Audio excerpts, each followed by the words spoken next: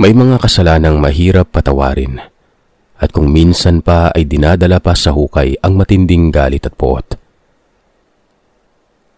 Mapagpalang araw sa inyo, Sir Seth, at sa mga tagapakinig nyo.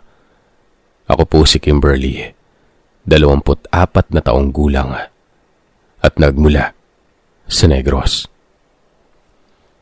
Nais kong magbahagi sa inyo ng aming karanasan ng aking kapinsan na si Olivia. Noong nakaengkwentro namin ng isang babaeng bumili ng ipinagbili niyang lupa ng kanyang pamilya. Dumating ang isang araw at nagkaroon ng malubhang karamdaman ng aking tiyuhin at kailangan ng malaking halaga ng pera para sa kanyang operasyon. Kung saan-saan humanap ng pera ang pinsan ko na si Olivia, gayon din ang kanyang ina at bunsong kapatid. Hanggang sa maipagbili nila ang malaking ektarya ng lupain nila sa May Negros.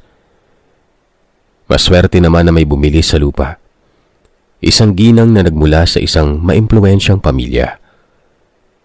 Natuwa naman si Olivia at nang sumapit ang araw na magbabayaran na sila at kinakailangan ng pumirma sa mga papeles ng buyer, ay pinakiusapan niyang magtungo si Olivia sa Romblon. Gawa ng may ribbon cutting noon para sa unang pagbubukas ng kanyang garden shop. Kaya hindi makatanggi si Olivia at naisipan niya pa akong isama bilang chaperon. Isang araw, naglakbay kami lulan ng barko patungo sa Romblon at mahigit sa 2 hanggang 3 oras ang biyahe bago kami nakarating sa mismong pagdarausan ng event. Eksaktong pagdating namin ay nagulat kami sa dami ng mga panauhin. Mukhang mga bongga at sosyal ang mga malalapit na kaibigan nitong ginang na ito. Pero hindi namin inaasahan ang isang kaganapan na lubos na ikinabigla at lubos na ikinapanlumo ni Olivia. Kasama ng naturang mayaman at metikulos ang ginang ang kanyang asawa. Namukhaan ko ang kanyang asawa noon. Siya si Enrico, ang nobyo ni Olivia. Hindi namin sukat akalain na siya ang asawa ng naturang ginang. Kaya pala pamilyar ang apelyido nito. Pero ang masaklap pa ay wala kaming kaalam-alam na may asawa na pala ito. At mismong ang buyer pa ng lupa ang kanyang napangasawa. Naisip ko na kaya pala hindi siya nagpaparamdam kay Olivia ng ilang buwan. At halos madalang na silang magkaroon ng komunikasyon at hindi siya nito magawang pakasalan. Ay dahil may obligasyon na siya sa ibang babae. Lumalabas pa na kabit ang aking pinsan. Uuwi na sana kami ng umago sa mga luha sa mga mata ni Olivia. At naging emosyonal ito. Nang biglang maghalikan ng mag-asawa sa harap ng maraming tao pero bigla siyang tinawag ng ginang para lumapit sa kanila. Hindi niya hinarap na mag-isa ang lahat ng mabibigat na eksena. Hinila niya ako palapit sa kanila at halos matumba ako mula sa aking kinatatayuan. Pagdating namin sa sentro kung saan magaganap ang ribbon cutting ay nagimbal si Enrico nang makita niya ang presensya namin ni Olivia. Hindi siya makatingin ng diretsyo at talagang nahihiya siya mula sa kanyang pwesto noon. Samantalang nasusuklam at tinatapunan naman siya ng matatalim na tingin ni Olivia na alam na niya ang inililihim nitong kalokohan sa kanya. Palihim namang nagbubunyi ang naturang ginang at mukhang hangang-hanga pa siya sa kanyang sarili na masaksiyan ang pagkrus ng landas ng kanyang asawa at kabit nito. Hindi pa siya nasiyahan at tinawag niya sa malambing na tinig itong si Olivia. Pinalapit niya ito sa kanya habang katabi niya ang kanyang asawa sa ribbon cutting noon. Hindi naman makapalag ang pinsan ko dahil maraming tao ang nakapanood sa aming lahat at nagsimula na silang magpalakpakan kaya pinaunlakan nito ang pakiusap ng ginang. Hindi ko alam kung planado lahat ng ginang ang kanyang gagawin na pamamahiya sa pinsan ko pero kita ko sa mga mata ni Olivia na talagang lubos siyang nasaktan nang masaksiyan ang kalambingan ni Mrs. Helen dito kay Enrico. Makalipas pang ilang minuto at natapos na ang ribbon cutting kung saan nagumpisang nagpalakpakan ng mga tao. Pagkatapos ng matagumpay na seremonya ay nagtungo sa bulwagan ng mga bisita at pinagsilbihan sila ng mga katulong. Samantalang sinamahan naman kami ni Mrs. Helen sa maliit na silid para makapag-ayos ng sarili. Kaya naman inayos ni Olivia ang pagkakapusod ng kanyang buhok. Naglagay siya ng konting pulbo sa mukha para maging presentable at hindi mukhang kawawa sa paningin ni Enrico. Maya-maya pa ay tinawag na kami ni Mrs. Helen at nagkukumahog na kaming lumabas ng silid. Inanyayahan niya kaming kumain sa isang maliit na mesa kung saan nakahain na masasarap na mga pagkain. Pero tila nahiya si Olivia at tila napapasong umiwas sa ginang. Akmang magpapaalam na sana ito at sa ibang araw na lamang ipapapirma mga papeles pero pinigilan siya ni Mrs. Helen. Nabanggit nito na sayang lamang kung aalis na kami dahil yun ang pagkakataon na makapagbayad siya at makapagpirma sa mga dokumento. Kaya inanyayahan niya na lamang kami sa pananghalian kasamang ilang mga panauhin, pati na rin ang kanyang asawa. Binulungan ko sa isang tabi si Olivia na kung maaari ay umalis na kami para wala ng gulo pero nawindang ako nang bigla niyang tinanggap ang paanyaya ng ginang nun. Naglakas loob siyang humarap sa kanyang kasintahan. Kahit napakasakit ng ginawa nitong pagpapaasa at panloloko sa kanya. Dumako ang katanghalian. Nakipag-usap na muna sa mga panauhing kaibigan si Mrs. Helen bago siya nakiharap sa amin, gayon din ang kanyang asawa. Kumain kami ng masasarap na putahe at talagang nakakailang na tumingin at tumakto na hindi kakilala si Enrico. Ramdam ko ang tensyon sa pagitan nilang tatlo at halos hindi ako makapagsalita at pigil ang aking damdamin habang pinapanood ko silang naglalaban-laban ng tingin sa isa't isa nun. Nanlalamig na ako sa aking kinauupuan at halos hindi ko na malunok ang aking kinakain noong nag-umpisang magsalita si Mrs. Helen at tumingin ito sa direksyon ni Olivia. Sadyang nakakapagtaka naman. Bakit kaya mga lalaki ay mahilig tumikim ng iba pang putahe, maliban sa nag-iisang recipe ng kanilang asawa? Hindi makapagsalita si Enrico at patuloy siya na umiinom ng tubig habang namumulang sumusulyap-sulyap kay Olivia. Muling nangusap si Mrs. Helen na tila nang uuyam nun. Ikaw, Olivia, mahilig ka bang tumikim ng ibang putahe? Kamuntik nang mabitiwan ni Olivia ang mga kubyertos at napangisi ito kahit na kinakabahan siya sa tanong ni Mrs. Helen nun. Depende po sa panlasa ko, sagot niya. So, tumitikim ka pala ng putahe na pagmamayari ng iba, sagot ng ginang. Sa puntong yon ay hindi nakasagot si Olivia pero humalakhak ng pagkalakas-lakas si Mrs. Helen at tila nahuli niya sa sariling dila ang aking pinsan. Pinatitigan siya ni Mrs. Helen at nang makasigurado siya sa kanyang mga nakita, ay saka ito muling nagsalita. Kung kasing bata mo ako at kasing ganda mo, sigurado akong hindi ako ipagpapalit ng aking asawa sa ibang babae. Tama ba ako, Enrico? Pangiti-ngiti niyang tiningnan ng mabuti ang kanyang asawa nun. Ano ka ba? Siyempre, hindi ka naman kapalit-palit eh. Tugon ni Enrico na nahihirapang tumingin sa mga mata ni Olivia. Hinarap ni Olivia ng tingin si Enrico at halos hindi makapagsalita ang lalaki sa sobrang kahihiyan.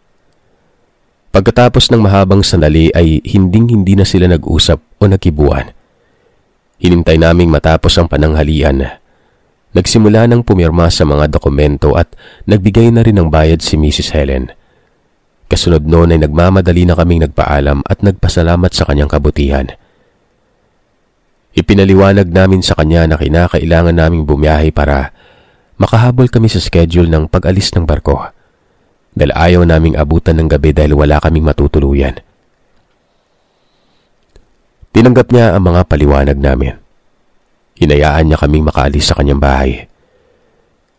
Lumabas kami sa garden shop pero nasundan kami ni Enrico sa may exit ng gate. Mabuti na lamang at walang bantay nun. Pinaulanan ng malalakas na sampal sa mukha ni Olivia ang kanyang dating nobyo at hindi na niya hinayaang makapagpaliwanag ito bago kami nakahanap ng isang sasakyan at mabilis kaming nagpatid sa may port. Habang nasa biyahe kami ay hindi mapigilan ni Olivia ang humikbi na dahil sobrang sama ng loob hanggang sa makabalik kami sa Aklan. Inasikaso namin ang mga kailangang bayaran sa ospital, gayon din ang operasyon ng kanyang ama. Mabuti na lang at naagapan ng lahat at kahit papano ay bumuti ang kanyang kalagayan. Isang araw, umuwi na muna sa bahay si Olivia. Sinamahan ko ito pero nagimbal na lamang ako dahil nagkaroon siya ng trangkaso. At bukod doon, madalas siyang nagsususuka at nananakit tumano ang tiyan. Nagtungo kami sa ospital pero wala na namang makitang anumang sakit kung hindi ordinaryong pananakit ng tiyan at trangkaso. Kaya't niresetahan na lamang siya ng gamot pero lumipas ang ilang araw ay hindi pa rin siya gumagaling nun. Bumabagsak na din ang kanyang timbang. Kaya't nabahala na ako at tumawag na ako ng manggagamot. Nang makarating si Mang Arnulfo sa bahay ni Olivia, napagtanto naming kinukulam siya ng isang babaeng malaki ang kanyang naging atraso. Nagkatinginan kami ni Olivia at mukhang wala kaming ibang pinaghihinalaan noon kung hindi si Mrs. Helen. Sumagi din sa isip ko noong mag-ayos siya ng sarili sa bahay ng ginang. Nabanggit ko din ang suklay na ginamit niya sa kanyang buhok. At doon palang naalala ni Olivia na naiwan niya ang sariling suklay sa bahay nito. Kaya naisip ko na posibleng ginamit ni Mrs. Helen ang mga buhok ni Olivia para makulam ito noon. Walang magawa ang manggagamot kung hindi mapayuhan na humingi kami ng tawad sa ginang. At yun lamang ang magiging solusyon para mawala ang kulam. Makalipas ang ilang araw ay medyo bumuti-buti ang kalagayan ni Olivia. At naisip ko na posibleng itinigil na rin ni Mrs. Helen ang pangungulam pero hindi pa rin maalis-alis sa isip ni Olivia ang makonsensya at humingi ng tawad sa pangangabit sa asawa nito. Isang araw, mukhang nagdilang anghel ang pagkakataon. Nakatanggap ng tawag si Olivia mula kay Mrs. Helen noon. Humihingi ito ng tulong sa kanya dahil pisikal siyang sinasaktan niyang kanang asawa at gusto sana niya na makakaramay at makakatulong sa kanya sa pinagdadaan ng depresyon. Tumanggi si Olivia at nabanggit niya na sa malalapit na kaibigan na lamang ito humingi ng tulong pero sa dami ng nakakahabag na isinalaysay sa kanya ng ginang ay hindi niya napigilang maging pusong mamunon. Nagtalo pa kami dahil ayoko siyang magtungo sa Romblon dahil may kutob ako na may masamang gagawin sa kanyang ginang. Kaya lang ay ayaw niyang magpapigil at talagang binalak niyang bumalik sa Romblon. Pero naisip ko rin na magandang pagkakataon yun para makahingi ng tawad at makapagsisi na rin sa kasalanan si Olivia. Hindi ko naman siya matiis kaya sumama ako sa kanya patungo sa Romblon. Hindi ko naman aakalaing mahuhuli kami sa isang malagim na bitag. Inabot kami ng gabi bago nakarating sa garden shop. Dumadagundong sa kalangitan ng kulog at kidlat. Pagkapasok namin sa loob, ay dinatnan namin sa may labas ng shop si Mrs. Helen. Sinalubong niya ng yakap si Olivia. Nagtataka lamang ako dahil wala naman akong makitang galos at pasa sa kanyang katawan na nabanggit niya nun. Tuwang-tuwa siya pagkakita niya kay Olivia pero nang sumunod na dumagundong ang kidlat sa kalangitan, nagulat ako nang bigla niyang sinabunutan si Olivia. Kinaladkad niya ito. Pinipilit ko na makipaglaban sa kanya pero pinagtutulakan at pinagtatadyakan niya ako. Nagpupumiglas si Olivia pero malakas ang bisig ng ginang. Dinala niya ang pinsan ko sa isang maliit na silid at mabilis niyang nilak ang kahoy na pinto. Kumatok ako at nagsisisigaw. Pinihit ko ang doorknob pero talagang nakasaradong mabuti yon. Nagtangka akong pumasok sa kabilang silid pero walang sumasagot sa loob at napakadilim ng paligid. Nakakita ako ng maliit na siwang at sumilip ako doon. Nakita ko na dinala ni Ginang Helen si Olivia sa isang bakanting silid na may kahoy na kama at kahon na may lamang ginunting at iba pang kagamitan sa pagtatanim. Sa maniwala man kayo o sa hindi, nagbago ang anyo ng babae. Hindi ko pa alam kung siya pa ba yun pero nagkaroon siya ng mabalahibong buhok, mapupula at nanlilisik na mga mata, matutulis na pangil, at kuko na naging mabubuto ang kanyang mga kamay at paa. Napagtanto ko na hindi siya normal na tao. At kung anong klase man siya, tiyak ay may balak siyang hindi maganda kay Olivia. Sinikap na tumakbo ni Olivia pero nahablot siya ni Mrs. Helen at makailang beses na inuntog sa kahoy. Sinikmuraan, sinakal at pinagsasampal sa muka. Pagkatapos ay pinagmumura at pinagsisigawan. Tulalang-tulala ako noon, Sir Seth. Ang sabi pa nito, isa umanong masamang babae si Olivia. Siya ang dahilan kung bakit nasira ang relasyon nila ni Enrico at kung bakit hindi na siya kayang mahalin pa. Kaya dapat na mawala na umano si Olivia sa landas niya pero kung posible umanong makuha niya ang kagandahan ni Olivia, malamang ay mabihag at manumbalik ang pag-ibig sa kanya ng kanyang asawa. Noon lamang ako nakakita ng umiiyak na aswang. Umiiyak siya habang pinanlilisikan niya ng mga mata si Olivia. Humingi ng tawad si Olivia noon. Sinabi niyang nagmahal siya ng lalaki na hindi niya naman alam na may asawa. Alam ni Olivia na nagkasala siya at nagkamali pero nakiusap ito at nagmakaawa na wag sasaktan o papatayin. Marami pa siyang pangarap sa buhay at gusto pa niyang iahon sa kahirapan ng kanyang magulang. Pero wala man lamang makitang bakas ng kahabagan sa mukha ng babae. Bagkos ay lalo siyang naaliw na makitang naghihirap at naghihinagpis ang pinsan ko sa kanyang mga kamay. Nang mawala ang pangangatog ko at pagkatulala nun ay humanap ako ng asarol sa paligid at hinataw ko ang pintuang kahoy pero natigilan ako nang marinig ang malakas na sigaw ng pinsan ko. Dumungaw ako sa siwang at napansin ko na may kalmot na nang nilalang si Olivia. Nagpatuloy ako sa pagsira sa pinto hanggang sa magkasira-sira yon sa malalaking siwang ng kahoy at pintuan. Sinipa ko yun ng buong lakas at tumambad sa harapan ko si Mrs. Helen na halos tinatanggal niya ang kung anumang laman ni Olivia. Punong-puno ng dugo ang mga kamay niya. Natagpuan ko si Olivia na wakwak ang dibdib at dilat na dilat ang mga mata.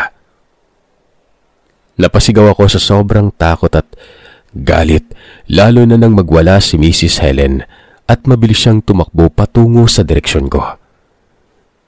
Naghabulan kami sa garden shop at kamuntik na niya akong maabutan nang biglang dumating si Enrico. Sinikap niya akong ilayo sa kanyang asawa. Pinatakas at siya ang napuruhan nun. Pinagkakalmot siya ni Mrs. Helen. Sinugatan sa tigkabilang hita kaya halos hindi na siya makatayo. Hindi ko na malaman kung saan ako magtutungo dahil walang katao-tao sa buong paligid. Humihingi ako ng tulong hanggang sa may nakasabat sa aking grupo ng mga matatanda na mukhang nagmumula sa simbahan. Nakiusap ako sa kanila na kung maaari nila akong matulungang makabiyahe sa port dahil kinakailangan ko na makauwi. Hindi ko na idinetalye ang buong pangyayari pero tinulungan nila akong makasakay sa sasakyan. Pagkarating ko sa port at nakapagbayad na ako ng pamasahe, sumakay na ako sa barko. Nang makabalik ako sa bahay ng aking mga tiyo at tiyahin ay ganoon na lamang ang paghagulgol ko ng pag-iyak. Isiniwalat ko sa kanila ang buong pangyayari at kung paano nagsinungaling si Enrico kay Olivia tungkol sa totoong estado nito. Sa puntong yon ay humingi kami ng tulong sa mga taong posible kaming matulungan para maipaghigante ang pagkamatay ni Olivia, pero nabigo ang mga otoridad na matagpuan ang bangkay ng pinsan ko sa garden shop ni Mrs. Helen.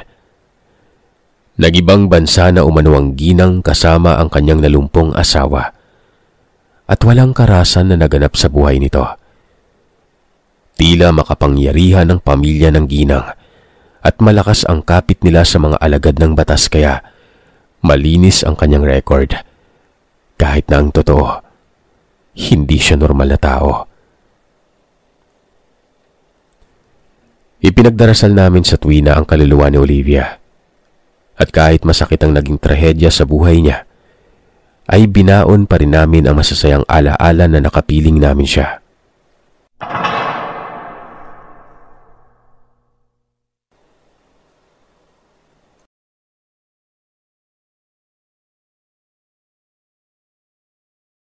Mapagpalang araw sa inyo, Sir Seth. Lalo na sa mamasugid niyong tagapakinig ng channel mo. Ako si Vilma at gusto kong ibahagi sa inyo ang karanasan noong nagbakasyon ako sa Ormoc sa aking lolo at lola. Tag-araw noon at namimiss ko na ang buhay sa probinsya, kaya naman hindi ako nag-atubili na bumisita sa aming mga lolo at lola. Doon ay sariwa ang hangin. Masasarap at masusustansya ang pagkain at hindi nakakasakit ng ulo ang pamumuhay. Nasa 17 taong gulang pa lamang ako ng mga panahong yon. Inabutan ko sina Lolo Paeng, Lola Mildred, gayon din ang kababata kong si Laura, na kumakain ng tanghalian. Pagkakita nila sa akin ay ganoon na lamang ang galak sa kanilang mga mukha. Pinadulog nila ako sa pagkain at nakita ko na ginataang isda ang kanilang ulam. Bigla akong natakam, kaya naman talagang sumalo ako sa kanila sa pagkain. Maliit lamang ang kanilang bahay. Nakahiwalay ang banyo at nasa labas ito ng bahay. Naging masaya naman ang 3 araw kong pamamalagi doon hanggang sa naisipan namin ni Laura na gumala sa bayan nun. May nakasalubong kaming mag-ama at napansin ko kaagad ang kasama nitong binatilyo. Kayumangging kaligatan, pero matangkad at gwapo. Ngumiti ito sa akin na akin naman lubos na tinanggap, pero siniko ako ni Laura at nabanggit niya sa akin na iwasan ko ang lalaking yon dahil may lahi umano silang aswang. Nagulat naman ako. Hindi ako makapaniwala, pero nang makauwi ako sa bahay, ay ganoon na lamang ang pagpapaliwanag sa akin ni Lola Mildred na mag-amang aswang umano ang nakasalubong namin noon. Ang ama ay si Mang Octavio at ang kanyang pangalawang anak naman, si Gabo. Kung makasalubong ko o makikitang muli ang mag-amang yon ay huwag akong makipagtitigan sa kanilang mga mata. At huwag basta-basta makikipag-usap. Sumang-ayon naman ako sa mga tinuran ni Lola at naisipan namin ni Laura na tumulong sa mga gawaing bahay. Kinagabihan, maaga kaming inantok sa dami ng aming ginawa sa maghapon. Pagkaiga ko sa kama, nakaramdam ako ng kakaibang maalinsangang pakiramdam. Kaya naisipan ko na buksan ang bintana. Laking gulat ko pagkadungaw ko sa bintana. Natagpuan ko si Gabo na nasa harapan ng bahay. May inilagay siyang bungkos ng bulaklak sa halamanan. At nang namataan niya ako ay bigla siyang kumaripas ng takbo palayo sa bahay namin noon. Hindi ko na naman siya nasigawan dahil napakabilis niyang tumakbo. Walang ano-ano may narinig akong tinig sa likuran ko. Paglingon ko ay nakita ko si Lola. Tinanong niya ako kung bakit nakabukas ang bintana at pagkatapos ay mabilis siyang dumungaw. Natagpuan niya sa may halamanan ang isang bungkos ng bulaklak. Tinanong niya ako kung sino ang may dala noon kaya naman ipiniliwanag ko sa kanyang nangyari. Sa puntong yun ay nagpintig ang tenga niya nang marinig niya buhat sa akin ang pangalan ng binatilyo. Sinermonan niya ako at sinabihang huwag basta-basta magbubukas ng bintana, lalo pat malalim na ang gabi. Gayun din ang paulit-ulit niyang bilin na huwag kakausapin ang naturang lalaki dahil baka kung anong kasamaan ang gawin sa akin noon. Humingi naman ako ng tawad at pinayuhan na ako ni Lola Mildred na matulog na at isaradong mabuti ang bintana. Kinabukasan ay nagharap-harap kami sa almusal. Nabanggit sa amin ni Lolo Paeng na mukhang may nagugustuhan sa aming dalawa ni Lora Sigabo kaya pupunta siya kay Mang Octavio para kompermahin at mabalaan si Gabo na huwag ipagpatuloy ang kanyang binabalak. Tumango na lamang ako bilang pagsang-ayon dahil hindi ko rin naman alam kung sino sa amin ni Lora ang napupusuan ng binatilyo. At wala akong ka-idea na magbabalak pa itong manligaw. Lumipas ang katanghalian at bumalik sa aming bahay si Lolo Paeng. Mukhang hindi maganda ang timpla ng kanyang pag-uugali at kunot na kunot ang noo na pumasok sa bahay. Ayon sa resulta ng kanyang pakikipag-usap kay Mang Octavio at kay Gabo, ako ang nakukursunadahan ni Gabo at siya mismo ang may dala ng bungkos ng mga bulaklak na inilagay niya sa halamanan. Binalaan siya ni Lolo Paeng na huwag nang ipagpatuloy ang panliligaw sa akin dahil hindi yun makakabuti para sa aming dalawa. Ibaling na lamang umano nito ang atensyon sa ibang babae pero nagmatigas si Gabo. Ganoon na lamang nito tinapunan ng masasamang tingin si Lolo Paeng.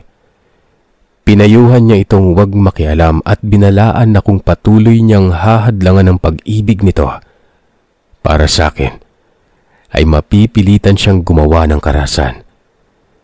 Kaya naman pinag-iibayo ako ng pag-iingat ng aking lolo at lola. Hindi kami lumabas ni Lora sa buong araw at ipinagpaliban na muna namin ang paggala sa bayan para maiwasang makita si Gabo. Yun nga lang talaga. Tuwing sumasapit ang gabi, madalas ay nakakaramdam ako ng mga kaluskos sa may bahaging silong. Pati na rin ang mga pagaspas sa gawing bintana ng aking silid tulugan. Kinikilabutan ako pero hindi ko pa rin binubuksan ang bintana sa takot na makakita ng kung ano. Tuwing umaga naman ay nagugulat na lamang kami na may mga natatagpuan kaming bungkos ng bulaklak at basket na may lamang prutas at gulay sa harapan ng aming bahay. Hindi namin yun kinukuha at pinapabayaan na lamang na mabulok at malanta dahil posibleng mula kay Gabo ang mga regalong yon. Isang gabi, hindi ko na natiis sa mga nakakapangilabot na ingay. Sinilip namin ni Lora ang bahaging silong at ganoon na lamang ang kilabot namin ng matagpuan ang mga nagbabagang mga matang nakasilip doon. Sumigaw kami ng pagkalakas-lakas at nagyakapan kami ni Lora. Pagkatapos ay tinawag namin ang aming lolo at lola. Saglit na umalis sa malaking baboy sa may silong at biglang may dumagundong na mga pagaspas ng pakpak sa gawing bintana. Pumasok sa aming silid si Lolo Paeng na may hawak na buntot pagi. Hinampas niya ang gawing bintana na hindi pa rin yun binubuksan. Samantalang si Lola Mildred naman ay naghagis ng asin sa may bahaging silong. Narinig namin ni Lora na tila may umaangil sa may bahaging bintana at patuloy na may pumapagaspas na mga pakpak. Matapos ang ilang sandali ay lumipad ang kung anumang nilalang at lumayo sa may gawing bintana nun. Doon na kami halos nakahinga ng maluwag. Binantayan na muna kami ni Lola Mildred sa aming silid tulugan hanggang sa magumaga. Nung sumikat ang araw ay hindi ko na nanatnan si Lolo Paeng sa loob ng aming bahay. Batay kay Lola Mildred ay maagap na umalis ang bahay si Lolo para makipag-usap sa kanyang kaibigang albularyo. Hindi rin naman magtatagal at babalik din umano ito sa kanilang bahay. Saglit namang nagpaalam si Lola at may kailangan lamang siyang bilhin sa may tindahan na ilang kabahayan lamang ang layo sa aming bahay. Binilinan niya kami na huwag magpapasok ng kahit na sinong hindi namin kilala. Agad naman kaming sumunod ni Laura. Naisipan na namin noong mag-almusal. Matapos naming kumain ay naglikpit na kami ng mga pinggan at tasa. Naghintay pa kami kay Lola Mildred pero sumapit na ang tanghali ay hindi pa rin siya bumabalik noon. Nakapagluto na kami noon ng pananghalian. Nakakain na rin. Dumako ang hapon. Nagulat kami ni Laura nang biglang may kumatok sa pintuan. Inisip ko na baka si Lola yon kaya dali-dali akong nagtungo sa may pinto pero mabilis akong kinalabit ni Laura. Sumigaw siya at tinanong kung sino ang nasa may pintuan. Hindi kaagad sumagot ang taong nasa may pinto. Kaya kinabahan kaming dalawang magpinsan. Makaraan ng ilang sandali ay biglang nagsalita ang isang lalaki at napag-alaman namin na si Gabo yun. Magalang at malambing ang boses niya. Nakiusap siya na kung pwede ko siyang papasukin sa loob ng bahay para formal na manligaw pero hindi namin siya pinakinggan. Nagmamakaawa siya pero nagmatigas kami. Pinayuhan na umuwi na siya dahil pabalik na ang aming lolo at lola. Sa puntong yun ay tumaas ang boses niya. Nagalit ito. Pinagtutulak niya ang pinto at naging marahas siya nun. Kinilabutan kaming dalawa ni Laura dahil anumang oras ay pwede niyang sirain ang bahay. Kaya napilitan na akong magtungo sa may pinto pero inutusan ko si Laura na kumuha ng kutsilyo. Kung anumang gawin sa akin ni Gabo, nakahanda naman kami ni Laura na labanan siya. Buong lakas kong binuksan ang pintuan. Natigilan ako nang matagpuan si Gabo na galit na nanlilisik ang mga mata. Nang masilayan niya ako ay unti-unting nagbago ang ekspresyon ng kanyang mukha nun. Bumalik sa pagiging ordinaryong tao.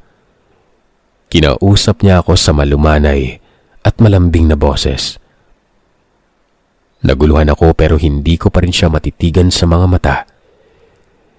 Pinapakiusapan niya akong payagang manligaw at maipahayag ang pag-ibig ko sa kanya pero umiling-iling ako noon.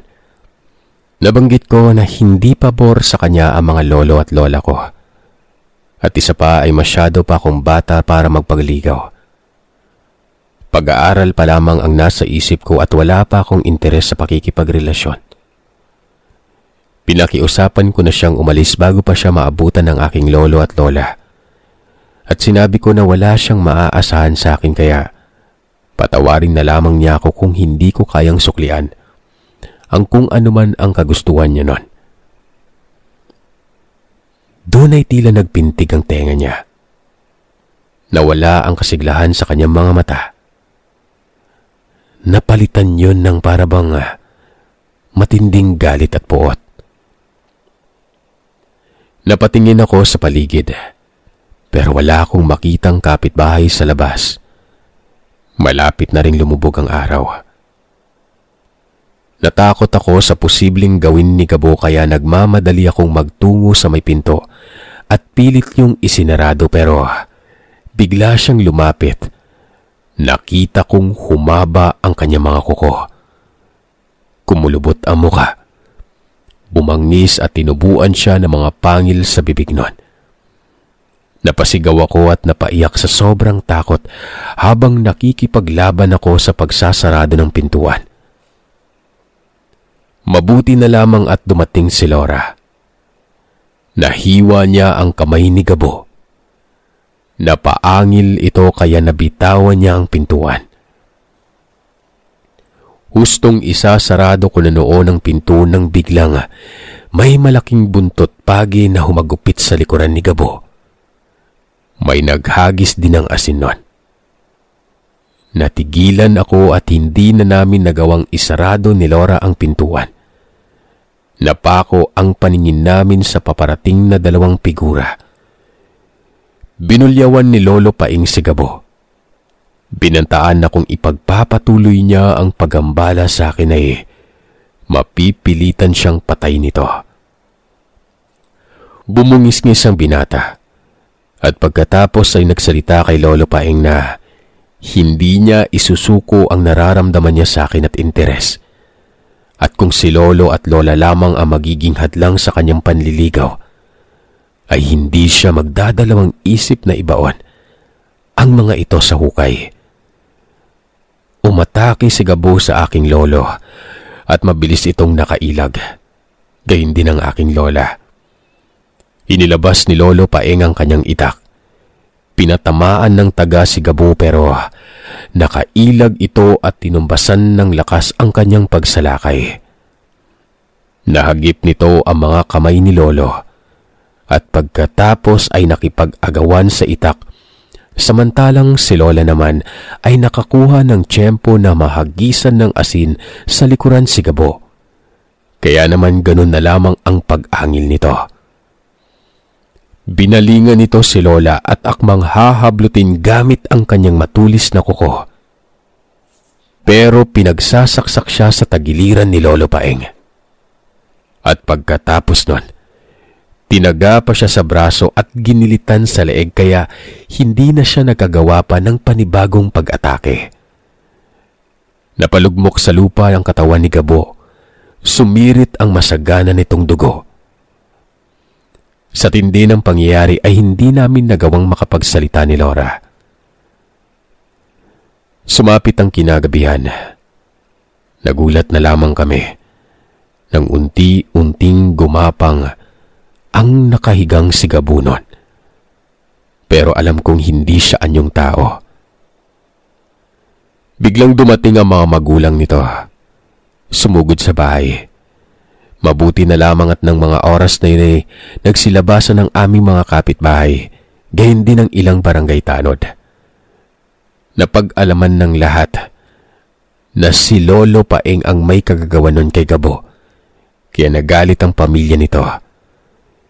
Ipinakulong nila si Lolo Paeng at dinala siya sa pinakamalapit na himpilan ng kapulisan.